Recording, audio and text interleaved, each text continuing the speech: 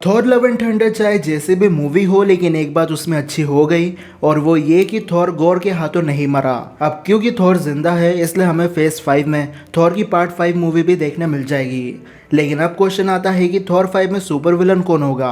अब mid credit scene में हमें पता चला कि हरकुलिस ने अब थॉर को मारने की सुपारी ले रखी है, लेकिन मुझे नहीं लगता कि हरकुलिस एकलौता सुपर विलन होगा थॉर 5 में। कॉमिक्स में हरकुलिस और थॉर कई बार एक दूसरे को कूट चुके हैं और दोनों की स्ट्रेंथ सेम लेवल पर हमें देखने मिली है, लेकिन ज़्यूस को मार के थॉर ने पूरे ओलंपस से दुश्मनी कर ली है। और थॉर जब शैडो रियलम में जा रहा था तब उसने खुद ये बात बोली थी कि ज़्यूस को मारने के बाद सारे देवता उनके पीछे पड़ जाएंगे। तो हो सकता है कि थॉर 5 में हरकुलिस के साथ पूरा ओलंपस वर्सेस एसगार्डियन हमें देखने मिल जाए, जहां हमें कई सारे ग्रीक गॉड्स जैसे एट्रिमस, एरिस, हर्मेस और खुद ज़्यूस एक्शन में दिखाई दे। और गॉड ऑफ वॉर गेम में जैसे सारे ग्रीक गॉड्स क्रेटोस के अगेंस्ट होते हैं, सेम थॉर 5 में थॉर के साथ हो सकता है। लेकिन कॉमिक्स में आगे जाकर हरकुलिस एवेंजर्स के टीम का मेंबर बन जाता है, तो शायद थॉर 5 में हरकुलिस को ये समझ जाएगा कि गॉड का काम ना सिर्फ अपने फॉलोअर्स को देखना है बल्कि उन्हें प्रोटेक्ट भी करना होता है। ये तो थी हरकुलिस की बात, लेकिन अब बात करते हैं कुछ ऐसे सुपर विलन्स की जो थॉर 5 में हमें देखने मिल सकते हैं। पर्सनली मुझे ऐसा लगता है कि ये सुपर विलन्स के आने के सबसे ज़्यादा चांसेस है। तो सबसे पहला नाम है रैग्नारोक। अब रैग्नारोक इवेंट खत्म हो चुका है, पर कॉमिक्स में रैग्नारोक नाम से थॉर का एक क्लोन था जिसे रीड रिचर्ड्स और टोनी स्टार्क ने बनाया था। पर टाइम के साथ थॉर का क्लोन ह्यूमंस और गॉड्स को मारने लगता है। तब हरकुलिस और थॉर टीम अप करते हैं और रैग्नारोक को मारते हैं। और बाद में हरकुलिस अपने घर चला जाता है और थॉर जाता है सीधा टोनी स्टार्क को कूटने के लिए, क्योंकि ये क्लोन थॉर के परमिशन के बिना बनाया गया था। अब टोनी या रीड रिचर्ड्स मेन यूनिवर्स में एग्जिस्ट तो नहीं करता है, तो शायद कोई गॉड थॉर का क्लोन बना दे, या फिर मल्टीवर्स से थॉर का क्लोन मेन यूनिवर्स में आ जाएगा, जिसके बाद हमें गॉड ऑफ स्ट्रेंथ हरकुलिस और गॉड ऑफ थंडर थॉर का टीम वर्क देखने मिल सकता है। नेक्स्ट सुपर विलन हो सकती है अमोरा द एन्चेंट्रेस। अब लव एंड थंडर के बाद थॉर के पास अपना बोलने के लिए म्यूनर, स्टॉर्म ब्रेकर और लव है, पर थॉर के पर्सनल लव स्टोरी का क्या? जेन तो टपक गई, लेकिन आगे जाकर थॉर की प्रेमिका बन सकती है अमोरा द एन्चेंट्रेस।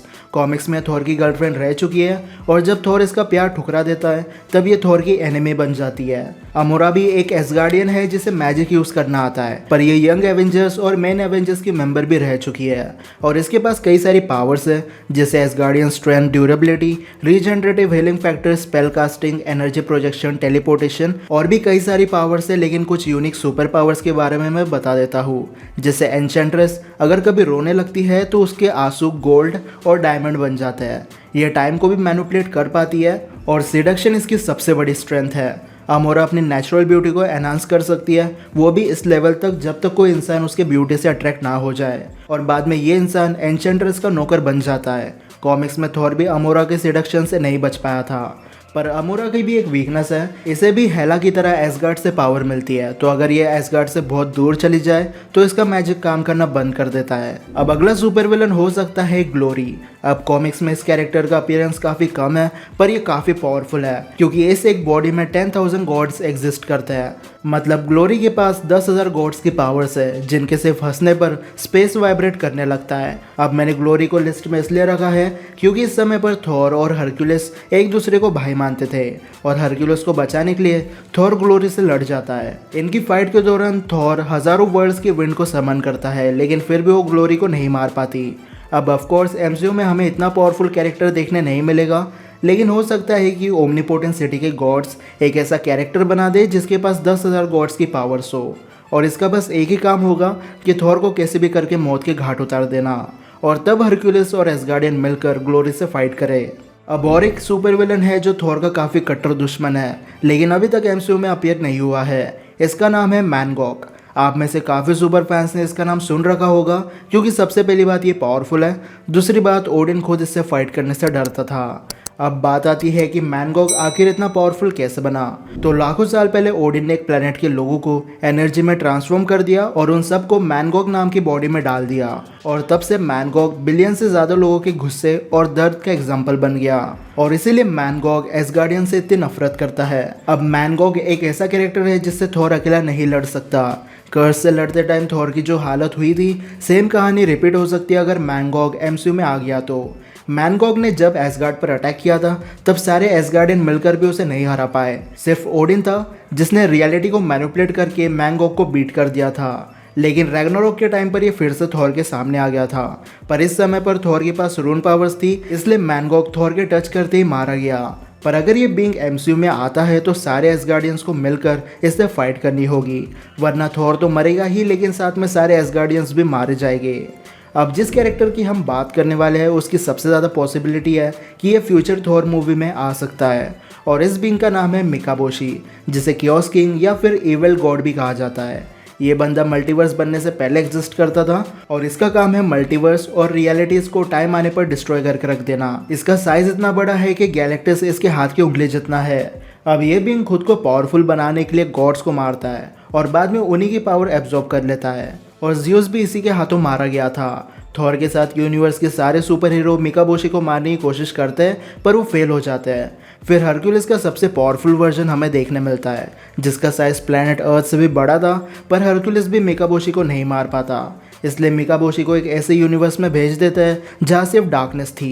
अब अगर मिकाबोशी एमसीयू में आता है तो ज़्यूस का मरना तो पक्का हो जाएगा, और साथ में ना जाने कितनी रियलिटीज़ और यूनिवर्सेस डिस्ट्रॉय हो जाएंगे।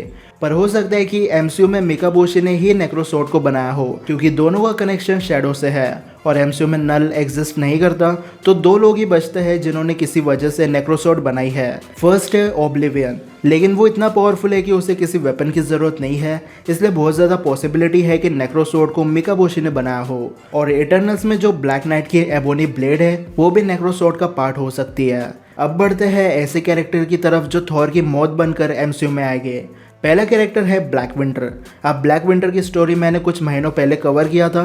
ब्लैक विंटर वो है जिसने गैलेक्टस को बनाया है। सोचो गैलेक्टस पूरे यूनिवर्स को डिस्ट्रॉय करने की पावर रखता है, तो ब्लैक विंटर कितना ज़्यादा पावरफुल होगा। ब्लैक विंटर के सिर्फ प्रेजेंस से एक पूरा यूनिवर्स डिस्ट्रॉय हो गया था, और ब्लैक विंटर अपने अपोनेंट को उसकी मौत दिखा सकता है, जैसे गैलेक्टस की मौत थॉर था और थॉर की मौत थैनोस के साथ पूरे ज़ॉम्बी यूनिवर्स के हाथों होने वाली थी।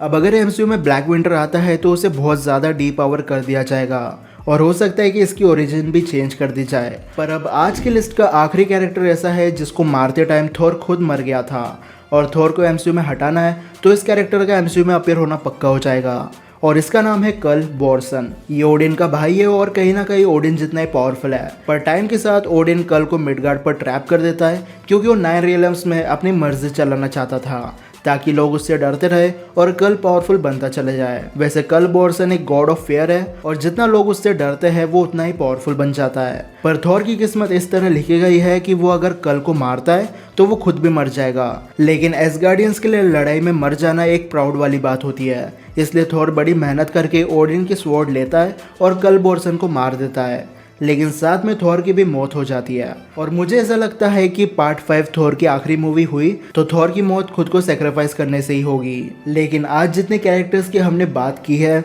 मुझे ऐसा लगता है कि थॉर 5 में इसमें से कोई ना कोई सुपर विलन तो अपीयर होगा ही। लेकिन अब आप मुझे कमेंट सेक्शन में बता सकते हो कि आपको क्या लगता है थॉर 5 का मेन सुपर विलन कौन होगा हरक्यूलिस को छोड़कर। और आज की वीडियो बस यही तक थी, लेकिन अगर आपको वीडियो पसंद आई होगी तो इस वीडियो को लाइक और शेयर करना बिल्कुल मत भूलना, और चैनल को सब्सक्राइब कर देना इसी वीडियो देखने के लिए। तो फिलहाल के लिए इतना ही, अब मैं मिलता हूँ आपसे अगले वीडियो में, तब तक गुड बाय।